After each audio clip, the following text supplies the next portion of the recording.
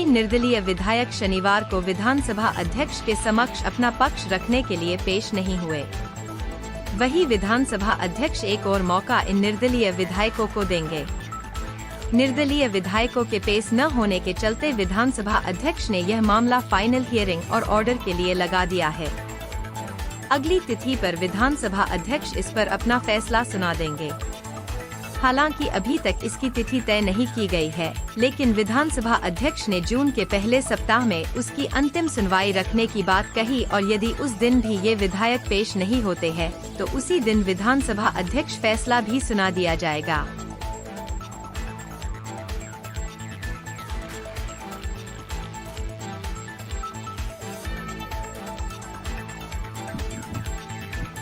ऐसा है कि आप जानते हैं ये सारे घटनाक्रम को, जो रेजिग्नेशन था वो 22 को हुआ,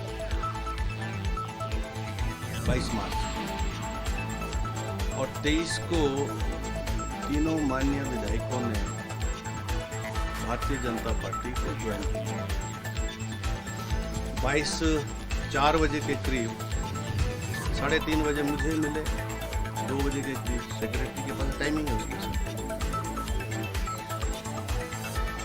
तो रेजिग्नेशन तो अभी, क्योंकि उनसे तो कोई बातचीत हो नहीं सकी थी, और अगर उनकी प्रेजेंस ही जेन्युइननेस है, प्रेजेंस ही वॉलंटरीनेस है, तब तो फिर वो रूल नियम और मेरे जो अधिकार क्षेत्र है इसका कोई मतलब नहीं।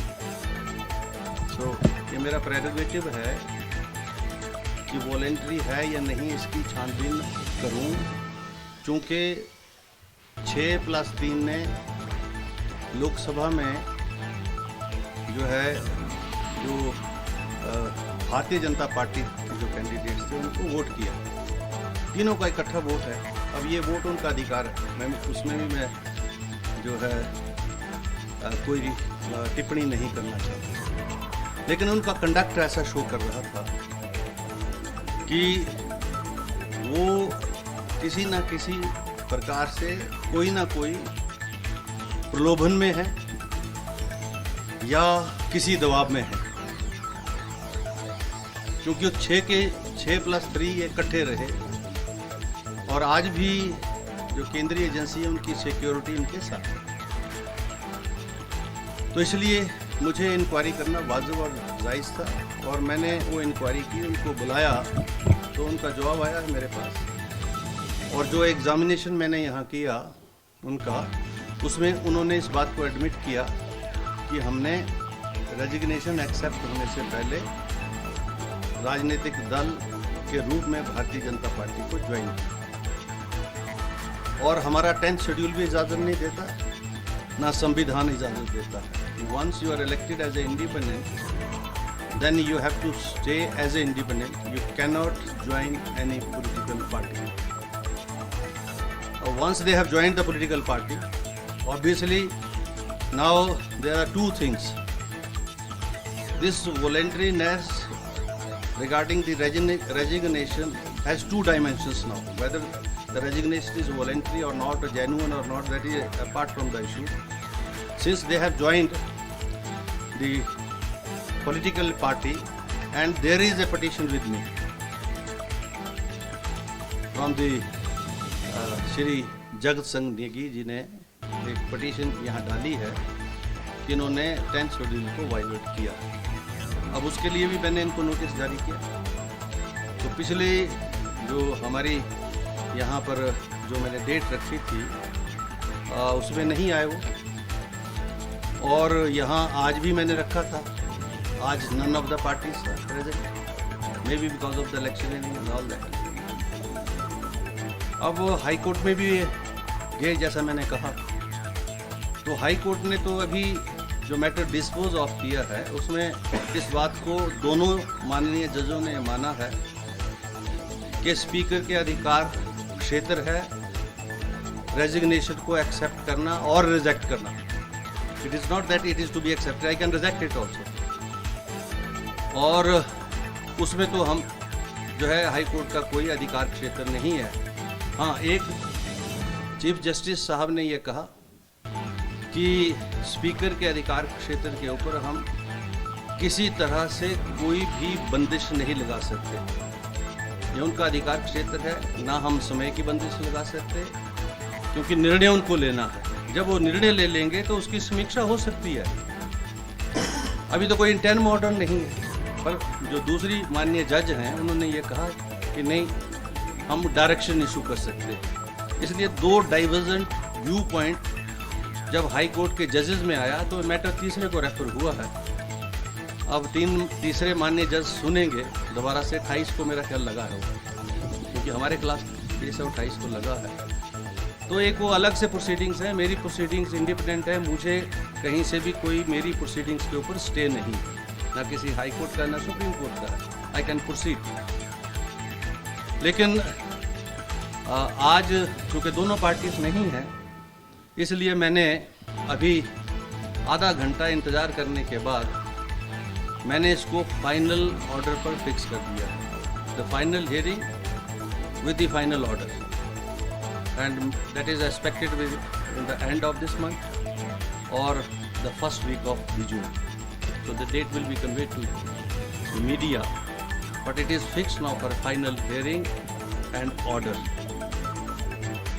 Thank you very much. If any court का फैसला आएगा वो कुछ और है, that is a different issue. Court में इसके अलावा कोई फैसला नहीं आ सकता। कोर्ट में तो यही आएगा, तीसरे जज जो है चीफ जस्टिस साहब के साथ जाते हैं, उसके साथ जाते हैं। उन्होंने दोनों जजेस ने यही बोला है कि अधिकार क्षेत्र एक्सेप्ट रिजेक्ट करने का हमारा नहीं है। High court has no jurisdiction to accept. पर ये दूसरे एक जज ने ये बोला कि हम डायरेक्शन दे सकते हैं कि इतने दिनों में डिसाइड करो। तो अभी तो डायरेक्शन जब आएगी तो देखेंगे, पर हमने जब फाइनली डिस्पोज ऑफ के लिए रख दिया, 28 को लगा है। I may decide it by the end of May also, I can decide it in between also, but since the political parties they are in campaign and both the parties they don't have time, जो लग रहा है उनके conduct से, तो इसलिए मैंने तो अपना ऑर्डर करना है। फाइनल जो है हियरिंग पर लगा दिया। दोनों पॉलिटिकल पार्टीज को मैं इन्फॉर्म कर दिया कि on such and such date this case will be finally disposed of from the Vidhan Sabha. फिर जुडिशियल स्क्रूटनी में जिसने जहाँ जाना है वो जा सकता है, उसका अधिकार क्षेत्र है। ये जो मैंने 6 का फैसला किया था, तब भी मैंने यही कहा था कि मेरा फैसला जो है वो, क्योंकि सुप्रीम कोर्ट की बहुत सारी ऐसी जजमेंट्स हैं जिसमें उन्होंने कहा कि speaker while conducting in a quasi judicial manner, I have 3 type of powers here inside the hall, no court can interfere inside, and listen to me, and when I sit here in the chamber, then I enjoy the executive powers and the powers which are entrusted upon me through the constitution as a quasi judicial powers also, and administrative powers are subject to judicial scrutiny and all those administrative powers also, because I am administrative head of the secretariat. Appointment, selection, seniority, termination, suspension, this is an independent secretary. The speaker enjoys all powers. All these are subject of a judicial scrutiny. Likewise, quasi judicial, as the Supreme Court has held. Otherwise, these are the different domains. Speaker is a different domain. Lok Sabha secretary is a different domain. Lok Sabha domain is different domain. Just tomorrow, I am asking a question now. In any court where there is a pendency of the cases, certainly we can discuss all those pendency here. The law minister has to reply to that. Can we say to the court, hey, look here, these civil cases, criminal cases are pending in your courts for the last 20 years, and this pertains to the public at large of Himachal Pradesh. Why you have not decided this? Can we say that? We cannot say that. Likewise, we all are independent in our own spheres, and there is a check and balance on each and everybody. Now the parliament has a power to impeach. So without deliberating on further on all these lines, let me say, now my domain is a independent domain, that is a subject of judicial scrutiny. They have been to the Supreme Court. No relief was granted in the Supreme Court. And now they have withdrawn the issue. And the Supreme Court has also commented. We knew it. So my domain is a different. I am working under the Constitution. And it is an elected house. And I am an elected Speaker of this house.